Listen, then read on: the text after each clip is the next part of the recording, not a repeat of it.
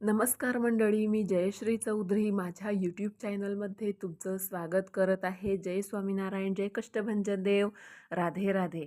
तर आज मी तुमच्या समोर इतिहासातील महाभारतातील एक असं पात्र घेऊन आलेली आहे, जिने लिंग परिवर्तन करून ती पुरुष झाली. धर्माच्या नावाखाली तिला जिंकलं गेलं. प्रत्येक वेळी निर्णय दुसऱ्यांचेच होते, चूक मात्र सर्व तिचीच दाखवत होते. तर बघूया कोण होती ती. तर मंडळी, ती होती श्रीखंडी, इतिहासातील पहिली पात्र जी लिंग परिवर्तन करून पुरुष झाली. समजून घेऊया आज आपण याच श्रीखंडीला. तर हीच श्रीखंडी अंबा.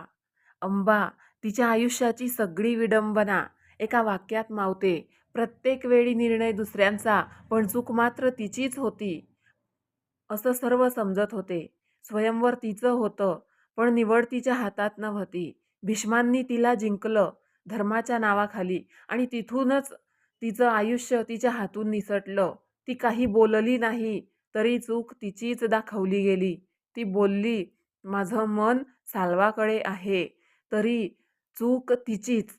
कारण इथे भावनांना किंमत नव्हती, परिस्थितीला होती. तिला काय वाटतंय यापेक्षा तिच्यासोबत काय झालंय हे महत्त्वाचं ठरलं. ती साल्वाकडे गेली मन घेऊन, विश्वास घेऊन, पण त्याने तिला पाहिलं नाही. तिच्यावर झालेलं पाहिलं आणि पुन्हा चूक तिचीच. कारण तिने स्वतःला वाचवू शकली नाही.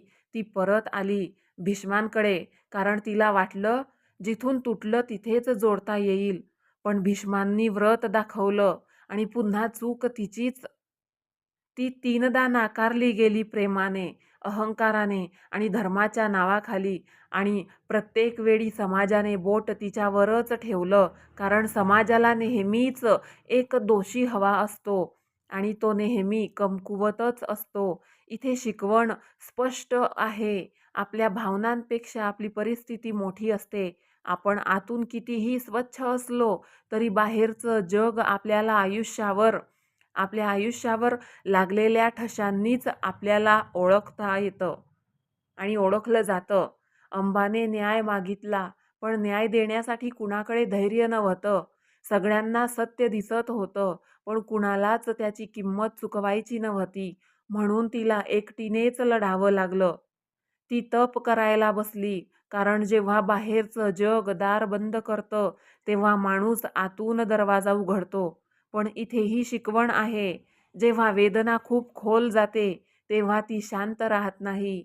ती दिशा बदलते आणि ती दिशा सुडाची असते. अंबा बदलली.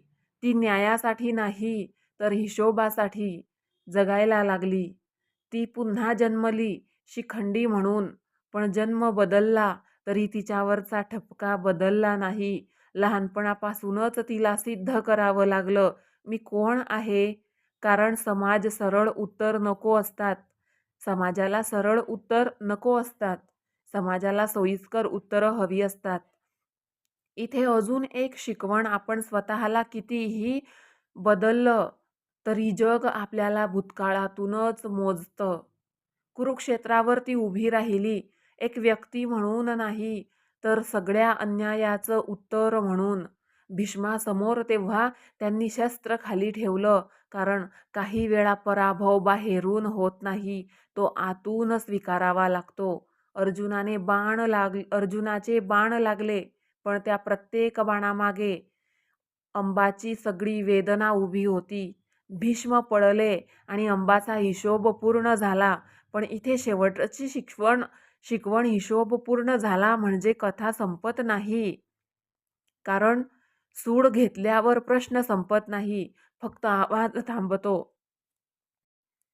अंबा जिंकली का? कदाचित हो, पण तिला कधीच ते आयुष्य मिळालं नाही ज्यासाठी ती लढली होती. जग आपल्या भावनांना नाही, तर आपल्या परिस्थितीला ओळखतं. तेव्हा आपण कितीही बरोबर असलो तरी चूक आपलीच ठरते. आणि मग एक दिवस तीच चूक स्वतःच्यासाठी उत्तर बनते. पहिल्या जन्मात ती काशीच्या राजाची मुलगी अंबा आणि दुसऱ्या जन्मात पांचालच्या द्रुपद राजाची मुलगी शिखंडिनी, जी पुढे श्रीखंडी झाली. इथूनच तिची ओळख दोन तुकड्यांमध्ये विभागली गेली. जन्म बदलला, घर बदललं, पण आतला अपमान आणि सूड तसाच जिवंत राहिला. शिखंडिनी म्हणूनच ती जन्मली, पण द्रुपदाने तिला मुलगा बनवून वाढवलं, कारण त्याला माहीत होतं की हीच भीष्माच्या अंताची किल्ली आहे. म्हणजे तिच्या पहिल्या जन्मात तिला नाकारलं गेलं आणि दुसऱ्या जन्मात तिला बनवलं गेलं. दोन्ही वेळा तिची खरी ओळख कुणालाच महत्वाची नव्हती. यक्षाने तिच्या शरीराची अदलाबदल केली आणि समाजाने नाव बदललं, पण तिच्या आयुष्याचा मार्ग आधीच ठरलेला होता, सूड. म्हणून शिखंडी ही फक्त व्यक्ती नव्हती, ती दोन जन्मांचा एक अपूर्ण प्रश्न घेऊन जगत होती. पहिल्या जन्मात ती मुलगी म्हणून हरली आणि दुसऱ्या जन्मात पुरुष बनून जिंकली. पण दोन्ही वेळा ती स्वतःसाठी कधीच जगली नाही, फक्त एका अपमानाच्या उत्तरासाठी जगत राहिली. अंबा श्रीखंडीचा संघर्ष महान होता, कारण तो एका जन्माचा नव्हता, तो युगायुग जळणाऱ्या आगीचा होता. ती फक्त व्यक्ती नव्हती, ती अपमानाने पेटलेली ज्योत होती. ती मृत्यूनंतरही विझली नाही. जन्म बदलले, रूप बदललं, पण तिच्यातली आग कधीच शांत झाली नाही. अंबा गेली, पण सूड जिवंत राहिला आणि तोच श्रीखंडी बनून परत उभा राहिला.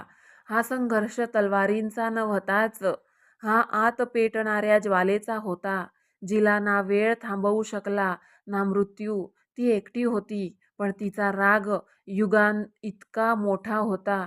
ती हरली होती, पण हरल्यावरही थांबली नाही, म्हणूनच ती महान ठरली.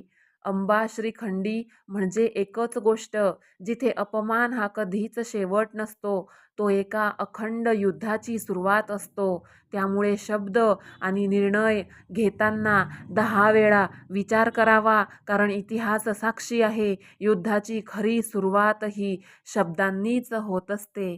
तर बघा मंडळी, आज मी तुमच्यासाठी इतिहासातील एवढे मोठे पात्र यांची माहिती समोर आणून दिली. तुम्हाला ही माहिती अंबाबद्दल, श्रीखंडीबद्दल आवडली असल्यास तुम्ही नक्की लाईक करा, कमेंट करा, शेअर करा, सबस्क्राईब करायला